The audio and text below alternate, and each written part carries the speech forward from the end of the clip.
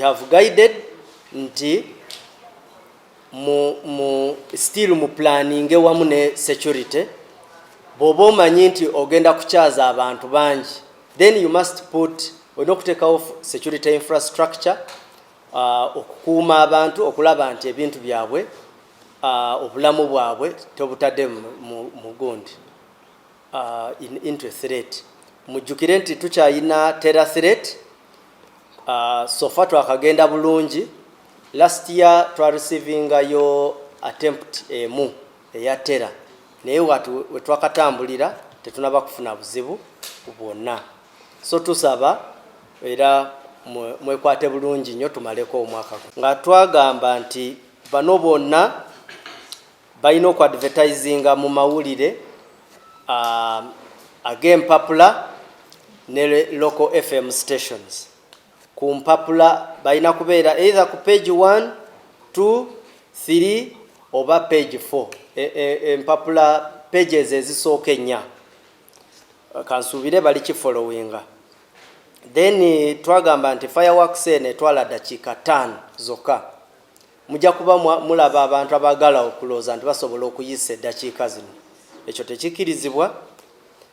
Then ekirala kye twagala okusharinga namwe, materials za fireworks buli kaseera konna ezirina kuba nga ziri escorted by ba officers ba counter terrorism, naye nga bayambibwako ne territorial police eri wansi wa DPC.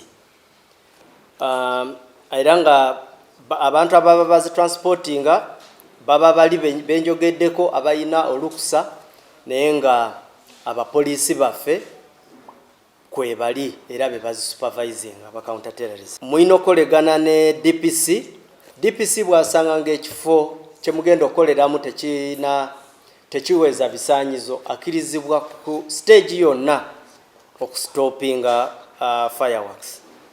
Then twagala okwongerako abantu abakozesa ebipiira, abookya ebipiira, emipiira gya motoka tekikirizibwa.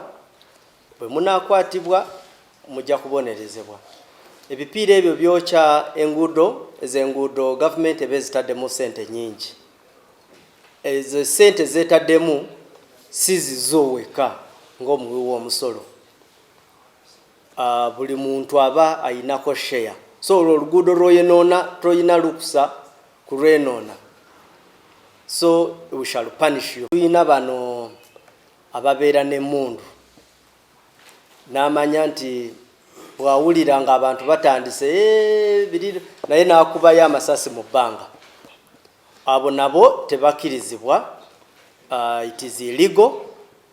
Amateeka g'okufulumya essasi bagamanyi. Bw'ogenda okukwatira emmundu etteeka ery'okufulumya essasi oba olimanyi, naye ate n'ekirala it's a risk.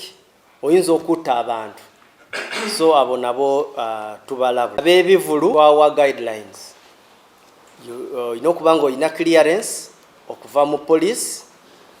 Ekivulu oyina okuplaninga ne police ate ne security yonna ku district it's bali joint. Togenda bugenze wa DPC n'ogamba nze namaze. Muyina kukwatagana mwenna ba intelligence, DPC, nanyini kifo. Ekifo ekyo kirina okuba nga kiri inspected. Abantu agenda n'aleeta abantu 2,000 mu kifo nga kisobola kutuuza abantu 50,000. Those are some of the risks.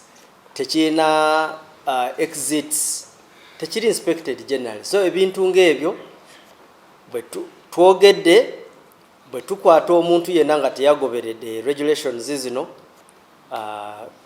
manya nti ekinakutuukako tekijja kuba kirungi. Okuyingiza amacupa tegakirizibwa mu bifo ebirimu abantu abasanyukirwamu abangi bwe batyo. Usually you can use plastics. Twafiirwa abantu 55, naye nga mu 55 omwo mu misango egyo 16 abaza emisango twabakwata era nga bali kuwozesebwa. Mu misango egyo abantu 55 abaafa 12 baafa lwa assault nga either baba balwanye oba oli nga bamukubye.